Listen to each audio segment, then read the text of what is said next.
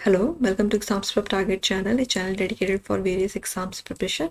Today we will study about antiferromagnetic materials. We are studying magnetism and electromagnetism, and this is part 5 of this chapter. We have already covered ferromagnetic material, diamagnetic material, paramagnetic material, and also covered differences between these three materials. तो चलिए हम इस anti ferromagnetic material को शुरू करते हैं। I hope आप जो भी प्रीवियस लेक्चर्स हैं आपके वो क्लियर है। अगर आपको कोई भी प्रॉब्लम है तो आप कमेंट सेक्शन में पूछ सकते हैं। अगर आपको पीडीएफ चाहिए लेक्चर्स के तो वो भी टेलीग्राम चैनल में प्रोवाइड करे जाते हैं। हमारा टेलीग्राम चैनल का लिंक आपको डिस्क्रिप्शन बॉक्स में मिल जाएगा। अगर आपको वीडियोस पसंद आ रही हैं, अगर आप कुछ भी नया किसी एक वीडियो से सीखते हैं तो उस वीडियो को लाइक करना ना भूलिए। इन वीडियोस को अपने फ्रेंड्स के साथ शेयर कीजिए जो सेम ही तरह के एग्जाम्स की प्रिपरेशन कर रहे हैं। हमारे चैनल को सब्सक्राइब कर लीजिए, हमारे टेलीग्राम चैनल से जुड़िए। वहीं पे आपको इन वीडियोस के पीडीएफ भी मिलेंगे और नई वीडियो जब भी पोस्ट होती है तो वहाँ नोटिफिकेशन आपको डाल दी जाती है। तो चलिए फेरोमैग्नेटिक मटेरियल्स शुरू करते हैं। हमें पता है ये मटेरियल की क्लासिफिकेशन हम किस बेसिस पे कर रहे हैं कि जो अनपेयर्ड इलेक्ट्रॉन्स हैं, जो इलेक्ट्रॉन्स हैं क्या पेयर्ड हैं, अनपेयर्ड हैं, फिर उन इलेक्ट्रॉन्स के ऑर्बिटल और स्पिन मूवमेंट के अकॉर्डिंग किस तरह से डाइपोल मूवमेंट बन रही है, किस तरह से एटॉमिक डाइपोल्स अरेंज हो रहे हैं, किस तरह से वो मैग्नेटिक मूवमेंट बन रही है। उसी बेसिस पे हमने डिफरेंट मटेरियल्स की क्लासिफिकेशन कर रखी है। अगर हम डायमैग्नेटिक मटेरियल की बात करेंगे जिसमें अनपेयर्ड इलेक्ट्रॉन्स नहीं है, पैरामैग्नेटिक और बाकी सभी मटेरियल्स में आपके अनपेयर्ड इलेक्ट्रॉन्स हैं, और पैरामैग्नेटिक के केस में ये मैग्नेटिक स्पिन्स कुछ रैंडमली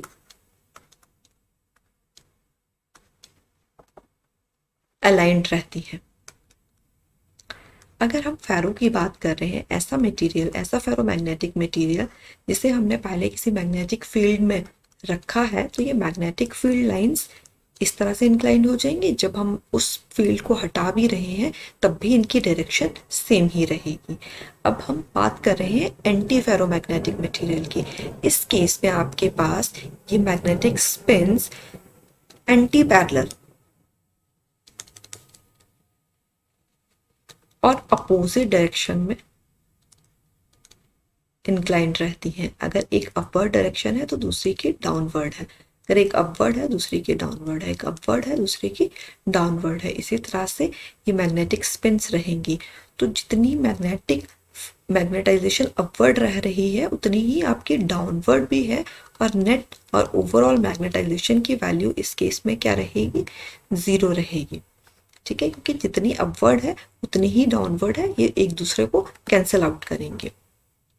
जब हम डिफरेंट मटेरियल्स की प्रॉपर्टीज कर रहे थे तो हमने ये देखा था क्या टेम्परेचर के साथ इनकी प्रॉपर्टीज में कुछ चेंज आता है, बिल्कुल चेंज आता है। तो उसी तरह से हम एंटी फेरोमैग्नेटिक के केस में भी टेम्परेचर का इफेक्ट कंसीडर करेंगे। तो एंटी फेरोमैग्नेटिक मटेरियल में एक सर्टन टेम्परेचर है जिसे हम नील टेम्परेचर कहते हैं। अगर हम इस एंटी फेरोमैग्नेटिक मटेरियल को इस नील टेम्परेचर से कम टेम्परेचर पे ऑपरेट करवा रहे हैं तो ये एंटी फेरोमैग्नेटिक प्रॉपर्टीज शो करेगा। बट इस टेम्परेचर के अबव अगर हम इसे ऑपरेट करवा रहे हैं तो आपका anti ferromagnetic material paramagnetic material बन जाएगा। जिस तरह से हम फेरोमैग्नेटिक मटेरियल के केस में बात करते थे जहां हम क्यूरी टेम्परेचर डिफाइन करते थे, इस क्यूरी टेम्परेचर से नीचे ये मटेरियल फेरोमैग्नेटिज्म शो कर रहा है, और इस क्यूरी टेम्परेचर के बाद आपका फेरोमैग्नेटिक मटेरियल पैरामैग्नेटिक बन गया है और पैरामैग्नेटिज्म या पैरामैग्नेटिक मटेरियल की प्रॉपर्टी शो कर रहा है। उसी तरह से हमने यहाँ एक टेम्परेचर डिफाइन करा है फेरोमैग्नेटिक के केस में जिसे हम नील टेम्परेचर कह रहे हैं। ठीक है, एक साइंटिस्ट है लुइस नील जिसने ये फेरोमैग्नेटिक इफेक्ट को स्टडी करा फर्स्ट टाइम, उसी के नाम पे हम इस टेम्परेचर को हम नाम दे रहे हैं नील टेम्परेचर। ठीक है, तो जो ये क्यूरी टेम्परेचर है ये बहुत हाई टेम्परेचर रहता है। अगर हम कंपेयर करें इसे नील टेम्परेचर के साथ जो कि एंटी फेरोमैग्नेटिक मटीरियल्स के केस में है तो इसकी वैल्यू कुछ कम रहती है। देखिए, मैग्नीज ऑक्साइड एक बहुत इंपॉर्टेंट आपका एंटी फेरोमैग्नेटिक मटेरियल है। ठीक है, इसके एग्जांपल्स हम देखेंगे कि कौन कौन से मटेरियल्स एंटी फेरोमैग्नेटिक मटेरियल्स की क्लासिफिकेशन में आते हैं। अभी हम टेम्परेचर की बात कर रहे हैं तो देखिए नील टेम्परेचर, हमने एक टेम्परेचर क्यूरी टेम्परेचर भी डिस्कस करा है फेरोमैग्नेटिक के केस में जो अबव 100 था। आयरन के केस में हमने ये कहा था कि ये मटेरियल स्पेसिफिक है, डिफरेंट मटेरियल्स के डिफरेंट आपको टेम्परेचर, क्यूरी टेम्परेचर मिलेंगे। उसी तरह से डिफरेंट एंटी फेरोमैग्नेटिक मटेरियल के डिफरेंट ये टेम्परेचर होंगे, एक ऐसे पर्टिकुलर टेम्परेचर जिसके बाद ये एंटी फेरोमैग्नेटिज्म ना शो करके पैरामैग्नेटिज्म शो कर रहा है। तो डिफरेंट मटेरियल्स अगर आपको चाहिए जिन और उनके आपको नील टेम्परेचर देखना है तो आप नेट से ये चीज़ें देख सकते हैं। बट जिस तरह का आपका पेपर का लेवल है आपको उस तरह की चीज़ें कवर करवाई जाएंगी। तो हम इस इस पॉइंट पे हम ये डिफरेंस देख रहे हैं कि जो क्यूरी टेम्परेचर है उसकी वैल्यू बहुत ज़्यादा है और इस नील टेम्परेचर की वैल्यू कम ही रहती है। तो टेम्परेचर के साथ किस तरह से ये अलग बिहेवियर शो कर रहा है, अब हम वो स्टडी करते हैं। देखिए, हम ये कह रहे हैं कि हमने मैग्नेटिक फील्ड नहीं अप्लाई करी है and anti parallel spin movements हैं आपकी, नेट मैग्नेटाइजेशन 0 आ रही है। ठीक है, लो टेम्परेचर पे बिल्कुल इसी तरह का बिहेवियर वो शो करेगी, रिजिडिटी बनी रहेगी। एक अपवर्ड डायरेक्शन में है तो दूसरी डाउनवर्ड डायरेक्शन में ही रहेगी, एक अपवर्ड डायरेक्शन में, एक डाउनवर्ड डायरेक्शन में ही रहेगी। अगर हमने मैग्नेटिक फील्ड भी कुछ अप्लाई कर रखी है तब भी ये मूवमेंट्स इसी तरह से रहेंगी। ठीक है, एक रिजिडिटी मेंटेन है कि ये मूवमेंट उसी तरह से रहेगी। अब जैसे जैसे टेम्परेचर भी इंक्रीज हो रहा है, हम टेम्परेचर का इफेक्ट देख रहे हैं और हमने मैग्नेटिक फील्ड भी अप्लाई करी है, तो क्या होगा कि ये अपनी अलाइनमेंट, सपोज मैग्नेटिक फील्ड इस डायरेक्शन में है तो ये जो डाउनवर्ड डायरेक्शन है, अब ये मैग्नेटिक फील्ड का फोर्स, मैग्नेटिक फील्ड फोर्स इतना ज़्यादा हो चुका है कि ये जो एंटी पैरेलल अलाइनमेंट है ये आपके मैग्नेटिक फील्ड की डायरेक्शन में इंक्लाइंड होना शुरू होगी। दैट मीन्स हो क्या रहा है, ससेप्टेबिलिटी। ससेप्टेबिलिटी क्या हम डिफाइन करते हैं कि जितनी हमने मैग्नेटाइजेशन दे रखी है, हम जितनी प्रोवाइड करवा रहे हैं, जितनी मैग्नेटिक फील्ड प्रोवाइड करवा रहे हैं उसके अकॉर्डिंग कितनी मैग्नेटाइजेशन आपकी किसी मटेरियल में डेवलप हो रही है, जिसका फॉर्मूला ये रहता है ससेप्टेबिलिटी के, कितने इजीली आपका फ्लक्स पास हो रहा है। ठीक है, तो अब क्या हो रहा है, अगर हमने टेम्परेचर को इंक्रीज कर रहे हैं और एक्सटर्नल मैग्नेटिक फील्ड में भी हमने उसे अप्लाई करा है तो कुछ एटम्स हैं इनमें ये alignment, anti parallel alignment break होगी और ये एक्सटर्नल फील्ड के साथ अलाइन हो जाएगी। ठीक है, बट अगर हम इसे कंपेयर करें फेरोमैग्नेटिक के साथ तो फेरोमैग्नेटिक से ये आपकी वीक मैग्नेटाइजेशन रहेगी। देखिए, आइडियली केस में तो मैग्नेटाइजेशन फेरोमैग्नेटिक की 0 ही रहेगी क्योंकि अपवर्ड और डाउनवर्ड एंटी पैरेलल ये स्पिन मूवमेंट्स हैं इसमें जो कि एक दूसरे को कैंसिल कर रही हैं। बट जैसे जैसे हम टेम्परेचर को इंक्रीज कर रहे हैं और हमने मैग्नेटिक फील्ड को भी अप्लाई करा है तो टेम्परेचर के इंक्रीज होने पे आपकी कुछ मैग्नेटाइजेशन आ रही है, मैग्नेटिज्म हो रहा है, बट वो बहुत वीक है एज कम्पेयर टू फेरोमैग्नेटिक। हमने ये चीज़ डिस्कस करी है कि जो फेरोमैग्नेटिक मटीरियल है उनमें जो मैग्नेटिज्म हो रहा है वो स्ट्रॉन्गेस्ट मैग्नेटिज्म है। ठीक है, और ये जितने भी डिस्कशन हमने करी कि हमारी ससेप्टेबिलिटी इंक्रीज हो रही है टेम्परेचर के साथ, ये जो एटम्स हैं वो ब्रेक अपनी एंटी पैरेलल अरेंजमेंट ब्रेक कर रहे हैं, वो कब तक होगा, एक टेम्परेचर तक जिसे हम नील टेम्परेचर कह रहे हैं। और नील टेम्परेचर के बाद तो आपका anti ferromagnetic material paramagnetic material में कन्वर्ट हो जाएगा। देखिए, हम फेरोमैग्नेटिक मटेरियल के केस में एक क्यूरी टेम्परेचर TC डिफाइन करते हैं और ये मैग्नेटिक ससेप्टेबिलिटी और टेम्परेचर के बीच में अगर ग्राफ देखते हैं तो इस टेम्परेचर से बिलो आपकी मैग्नेटिक ससेप्टेबिलिटी बहुत हाई है। जैसे जैसे टेम्परेचर इंक्रीज कर रहे हैं रैंडमनेस इंक्रीज हो रही है, ससेप्टेबिलिटी डिक्रीज हो रही है। जैसे ही क्यूरी टेम्परेचर आया आपका फेरोमैग्नेटिक सब्सटेंस जो है वो पैरामैग्नेटिक सब्सटेंस में कन्वर्ट हो गया और इस क्यूरी टेम्परेचर के बाद ये जो भी मटेरियल है वो आपका क्यूरी फिस लॉ को फॉलो करेगा। पैरामैग्नेटिक मटेरियल आपके क्यूरी लॉ को फॉलो करते हैं। चीज़ें हम डिस्कस कर चुके हैं जिसमें मैग्नेटिक ससेप्टेबिलिटी इन्वर्सली प्रोपोर्शनल रहती है टेम्परेचर के।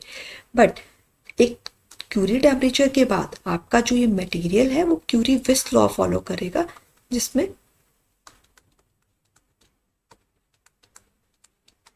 जिसकी स्टेटमेंट कुछ हम इस तरह से डिफाइन करते हैं। यहाँ C है आपका क्यूरी कांस्टेंट जो कि मटेरियल स्पेसिफिक है, ये टेम्परेचर है, ये पैरामैग्नेटिक के केस में है।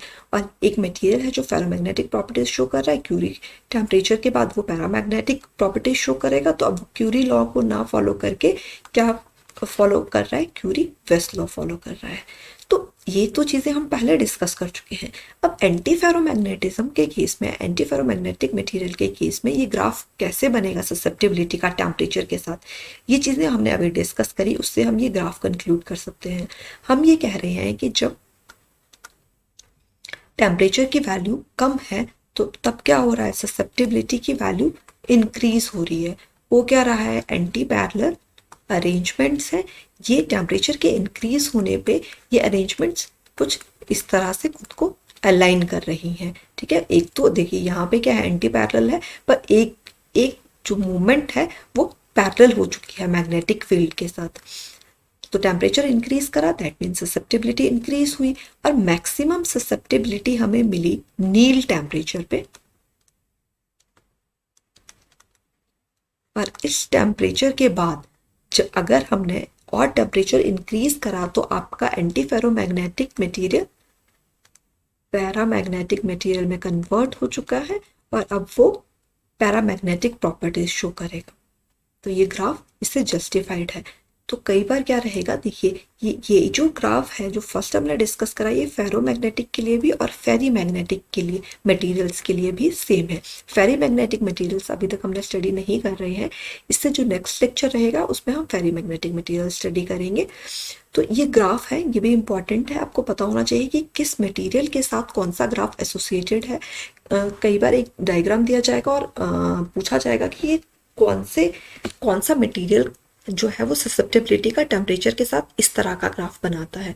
या फिर हो सकता है कि आपको और हायर लेवल का क्वेश्चन हो कि एक साइड डिफरेंट ग्राफ्स हो, एक साइड आपको डिफरेंट मटेरियल्स दे रखे हो और उन्हें आपको मैच करना हो कि कौन सा ग्राफ कौन से मटेरियल के साथ कौन सा मटेरियल के साथ कौन सा ग्राफ जो है वो कौन सा मटेरियल कौन सा ग्राफ के अकॉर्डिंग अपनी प्रॉपर्टीज शो करता है।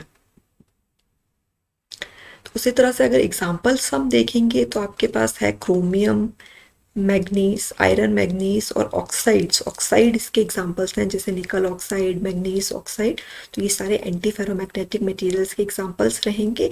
अगर ससेप्टिबिलिटी, इन्वर्स ऑफ ससेप्टिबिलिटी का टेम्परेचर के साथ हम ग्राफ देख रहे हैं, तो हमने पैरा के केस में कुछ इस तरह से ये ग्राफ देखा था। फेरो या फिर फेरी के केस में आपका ग्राफ कुछ इस तरह से रहेगा। एक टेम्परेचर के बाद, टीसी के बाद, इस टेम्परेचर टीसी के बाद वो आपका पैरामैग्नेटिक प्रॉपर्टी शो कर रहा है। और एंटी फेरो के केस में ये आपका नेगेटिव टेम्परेचर के लिए ये वैल्यूज रहेंगी, क्योंकि ये टेम्परेचर बहुत ही लो है as compare to Curie temperature. तो इस तरह का एक ग्राफ इन्वर्स ऑफ ससेप्टिबिलिटी का टेम्परेचर के साथ रहेगा।